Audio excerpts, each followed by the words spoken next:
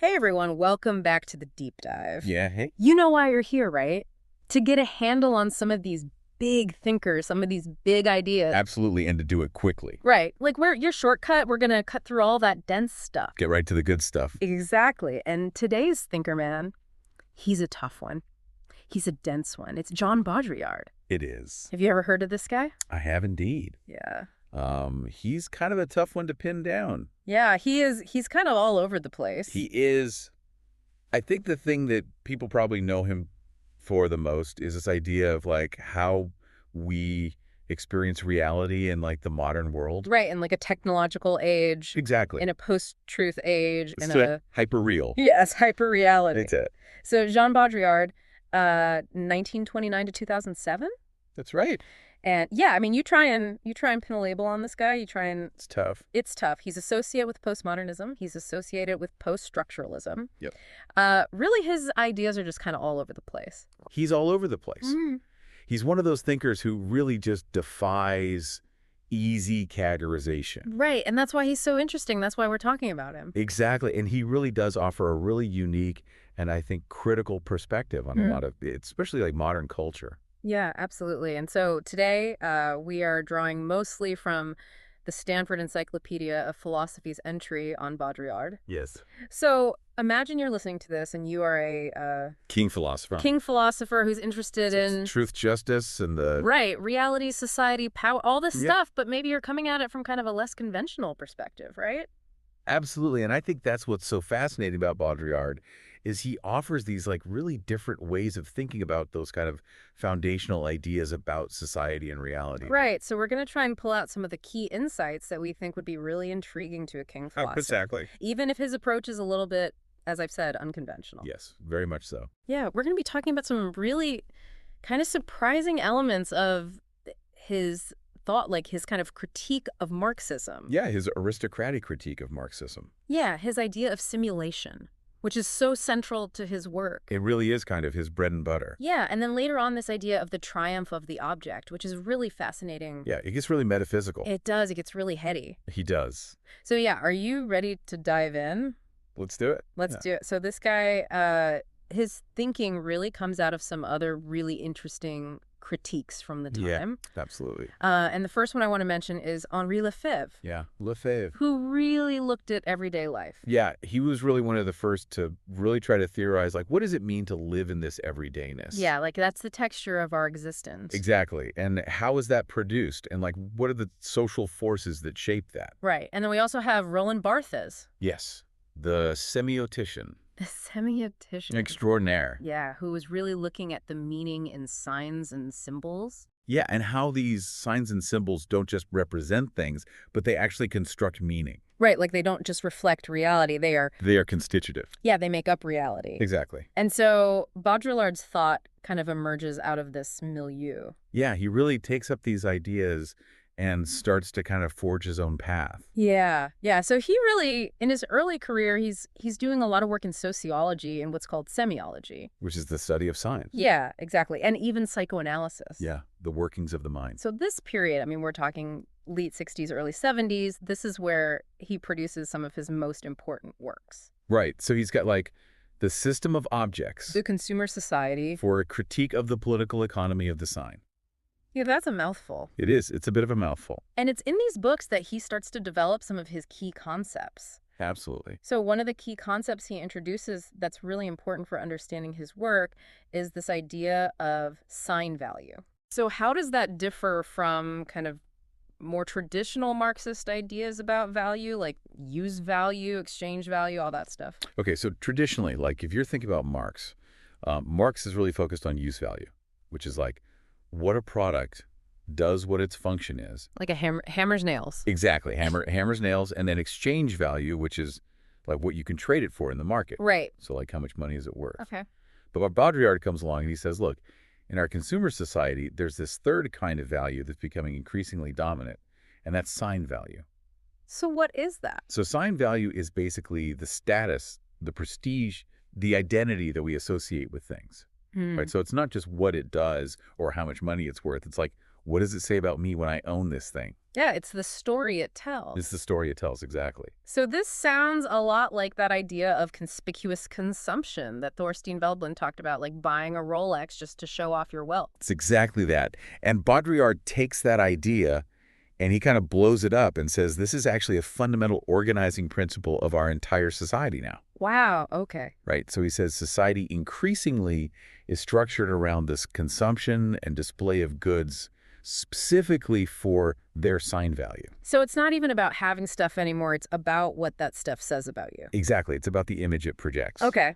And so that's a really key idea for understanding a lot of his later work. Right now, early on, Baudrillard, he's associated with the French left. Right. He was even involved in the events of May 1968, which was like this big student worker uprising. Yeah, a big moment of social upheaval. Huge moment. But he eventually becomes pretty critical of Marxism. He does. He really kind of breaks with Marxism in a pretty significant way. So what was the turning point for him there? Yeah, so there's a lot of kind of debate about exactly when this break happened and why. But one of the key texts that kind of marks this shift is his book, The Mirror of Production. The mirror of production. Yeah, and in that book, he makes this really provocative argument that Marxism, even though it critiques capitalism, it's still trapped within the same basic framework. Right, so by focusing on production, by making production like the center of human activity and social organization, Marx is essentially mirroring the capitalist obsession with output and efficiency.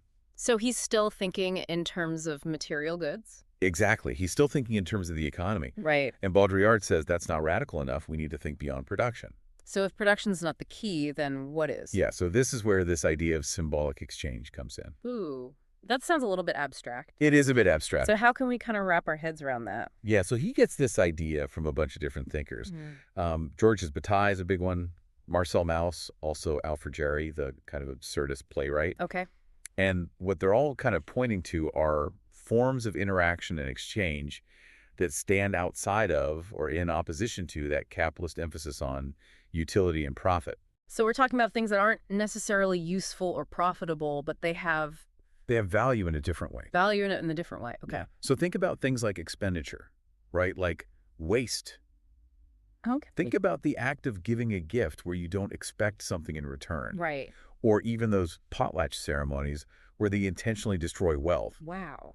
It seems totally irrational from an economic standpoint, but it actually serves a really powerful social function, Right. right? Creates social bonds. It establishes status. So it's kind of like a different kind of economy. It is. It's like a different kind of economy. Yeah, and Bataille actually talks about this. He calls it a general economy. General economy. Yeah, where things like expenditure and excess are actually more fundamental than production and accumulation. Okay, so it's like flipping the script on traditional economics. Exactly. And the Bataille also talks about this in his work on gift giving, Yeah. right? Like in pre-industrial societies, gift giving was this really important way of establishing social bonds and prestige. Right. It wasn't about the money. It was about the relationship. Exactly. Yeah. Okay. And so Baudrillard sees in these ideas a fundamental break with that whole capitalist mindset of just accumulating more and more stuff. Yeah. He's like, there's a whole other way of thinking about value and exchange. And this brings us to his idea of the postmodern break, right? This big historical shift. That's right. So how does symbolic exchange fit into this idea of the postmodern break? Yeah, so he basically theorizes this kind of like historical progression, right? So he's like, pre-modern societies are organized around these principles of symbolic exchange, right? These reciprocal acts of giving and receiving that create social bonds and status. And then you have the rise of industrialization, and modern societies become dominated by production and commodity exchange. Okay, so we shift from gift giving to just buying and selling. Exactly. It becomes all about economic imperatives. Got it. And then he says we've entered this new era, this postmodern era, which is increasingly defined by what he calls simulation. Simulation. This is a really important idea for Baudrillard, right? It's central to his whole project.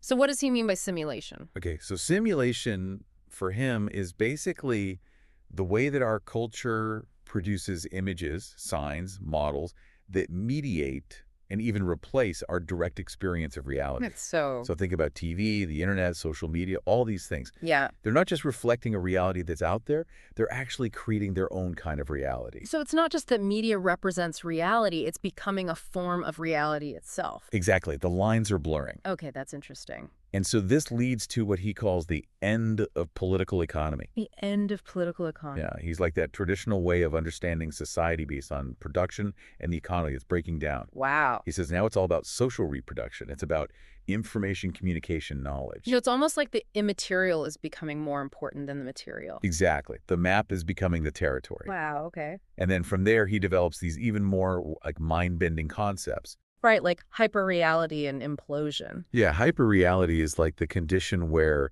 the simulations we create become more real than real. Than the reality they were supposed to represent. Exactly. So like Disneyland is a good example of that. Yeah, Disneyland is a classic example. Because it's a fantasy world, but it's so... Immersive. Yeah, it's so vivid. And it feels so real. That it actually shapes the way we see the real world. Exactly. Okay, wow, that's trippy. And then implosion, what's that about?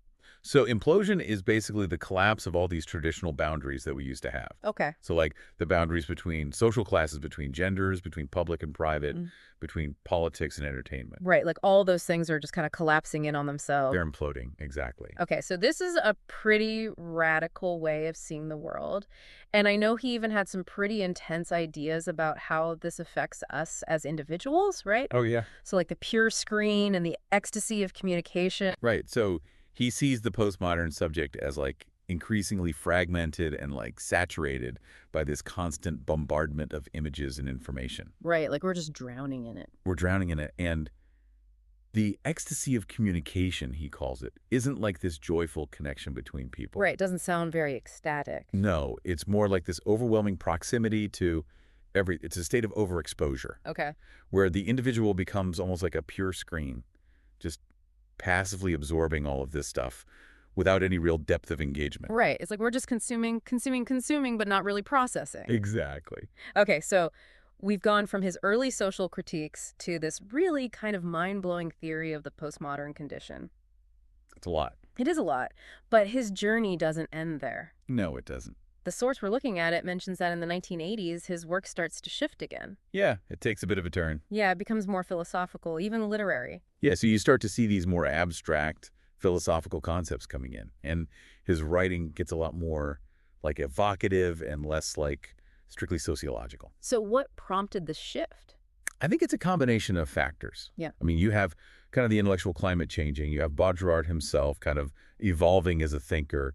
But some of the key texts that mark this shift are books like Seduction. Seduction. And Fatal Strategies. Fatal Strategies, okay. And in these books, you really see him grappling with these kind of big philosophical questions about meaning and reality and the nature of the subject. So this idea of seduction, I mean, it's an interesting word to use. Yeah, it's a very specific way that he's using that term. Right, so how is he using it?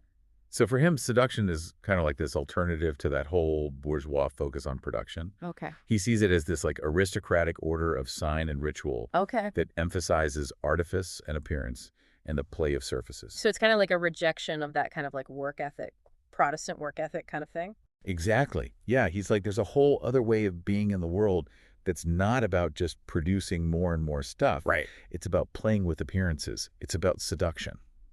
Okay, interesting. And then there's this other really kind of fascinating and maybe a little bit frightening idea that comes up in his later work, this idea of the triumph of the object. Right. It's like the objects are taking over. Yeah, it sounds like it. So what does he mean by that? Yeah, so in his later work, he becomes really preoccupied with just like the sheer volume and pervasiveness of objects in the world. Right, like we're just surrounded by stuff. We are just absolutely inundated with objects. Yeah. And he says this world of objects has become so dominant, it's actually surpassing our ability to understand it. Wow. He's like, we're no longer in control. The objects are in control. So it's like they've taken on a life of their own. They have. They've developed their own logic, their own kind of agency. And we're just kind of along for the ride. Yeah, he calls it the ecstasy of objects. Ecstasy of objects. Yeah, it's this like relentless growth and expansion of the object world. Okay. But it's also accompanied by this kind of like inertia or passivity in the human subject. So we're kind of mesmerized by it, but also kind of overwhelmed. Exactly. Yeah, it's like we're both fascinated and kind of terrified. Okay. And this leads to his concept of fatal strategies. Fatal strategies. What are those? So instead of believing that we can always like master or control the objects around us through like our rational thought and planning, Right. He's like, maybe we should just submit to the logic of the objects. Oh, really? Yeah, he's like, maybe that's the only way to kind of survive in this world. So it's almost like a kind of surrender. It is a kind of surrender. It's a letting go of that kind of like Enlightenment idea that we're in control of the world. Right. It's a very different way of thinking about it. It is, and he contrasts this with what he calls banal strategies, The null strategies. which is like that kind of naive belief that we are always superior to and in control of the object world. Okay, so fatal strategies is about surrendering to the objects. Banal strategies is about trying to control them. Exactly. Okay. And you can see how this connects with his growing interest as Alfred Jarry and pataphysics. Pataphysics. Yeah, which Jarry described as the science of imaginary solutions. The science of imaginary solutions. Yeah, it's like this realm beyond metaphysics.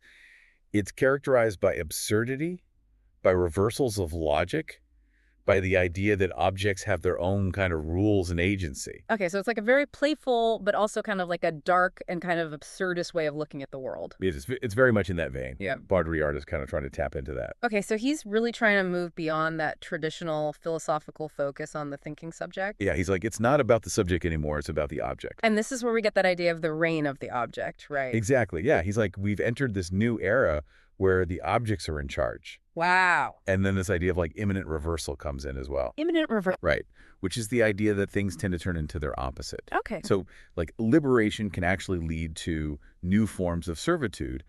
Power dynamics can shift in unexpected ways. So it's like this kind of like a twist on traditional dialectical thinking. It is. It's like progress isn't always linear. It can kind of like loop back on itself. Right. And he sees this happening all over the place in society and culture. So even as his thinking is getting more abstract, more philosophical, he's still very much engaged with the world. Oh, absolutely. He's still a public intellectual. Right. He's writing for newspapers. He's keeping journals. Yeah, he's writing for Liberation, which is a French newspaper. Okay. And he's keeping his Cool Memories journal, Cool memories. which are full of these like really provocative and sometimes controversial reflections on all sorts of current events. Right. So he's not just theorizing in the abstract, he's applying his ideas to the real world. Exactly. Okay. And in his later philosophical work, he also talks about this impossible exchange. Yes. So what's that about? Yeah. So this is a really important theme for him. It's this idea that there's always this gap between our concepts and the world, Right. between our theories and reality. Okay, so like the map is never the territory. The map is never the territory, exactly. Okay. And he becomes increasingly skeptical that we can ever really bridge that gap. So it's kind of like a limit to knowledge? It is. It's a limit to knowledge, yeah. Yeah. And he even starts to entertain the idea of embracing illusion and meaninglessness. Wow. He's like, maybe if we could just accept the fact that there's no ultimate meaning out there, Right. we could find a certain kind of freedom. Freedom from what? Freedom from the need to find meaning. Freedom from the need to, like, make sense of everything. Okay, so it's almost like a kind of nihilism, but maybe not in a negative way? Yeah, that's playful nihilism, I guess you could say. Interesting. Yeah, and he even goes so far as to identify with what he calls the principle of evil. The principle of evil. Yeah, which is like the force that opposes the dominant good.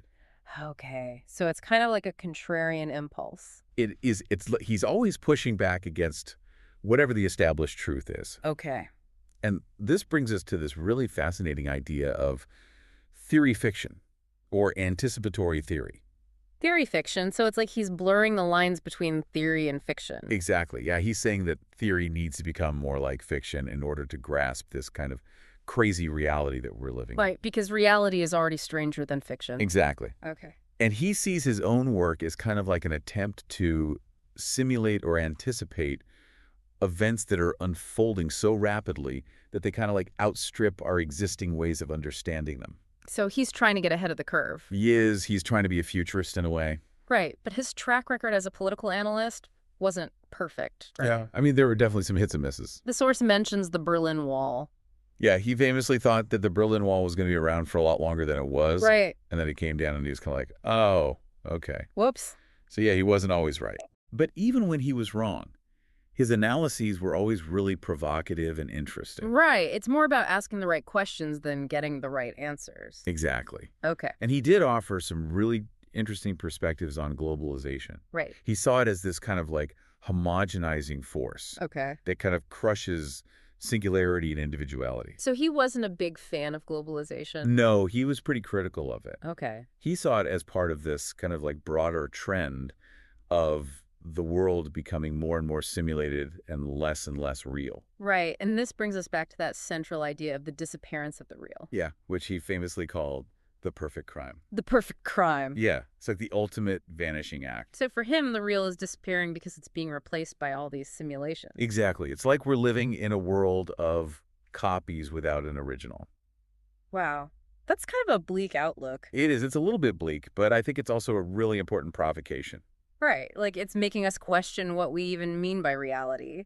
So to kind of wrap things up, Jean Baudrillard, he was a real intellectual provocateur. He was. He challenged a lot of our assumptions about society, reality, power. Yeah, he really shook things up. And his work, I mean, it's definitely challenging. It's complex. It's open to a lot of different interpretations. Absolutely. But it's definitely worth grappling with. I think so, too. Especially for anyone who's interested in these kind of like fundamental philosophical questions. Right. So for you listening out there, if you're a king philosopher looking for some alternative perspectives, Baudrillard is your guy. Baudrillard is definitely worth checking out. He's Yeah. going to make you think, he's going to make you question everything you thought you knew. Absolutely. And that's a good thing. It is. So this has been a really, I think, fascinating deep dive into the work of Jean Baudrillard. It has been. We've only scratched the surface, obviously. Yeah, there's so much more to explore. But hopefully this has given you a little bit of a taste of his thinking. A little appetite. Yeah, An appetizer, and maybe inspired you to go out and learn more. absolutely. So one final thought to leave you with. Okay. Considering everything we've talked about today, Yeah. this idea of the triumph of the object, this idea of simulation, Right. how might a philosopher who's traditionally concerned with truth and reality, Yeah. how might they navigate a world that's increasingly defined by images, by technology, by simulated experiences? It's the question of our time. It's a huge question. And what are the implications for knowledge, for governance, even for our understanding of what it means to be human in this kind of hyper-real landscape? Yeah, those are the big questions Those are the big ones. that Baudrillard leaves us with. And we encourage you to go out and wrestle with those questions yourself. Yes. Read Baudrillard. Read the people who are writing about him. Yeah, Come to your own conclusions. exactly. Thanks for joining us on this deep dive. It's been a pleasure. We'll see you next time. See ya.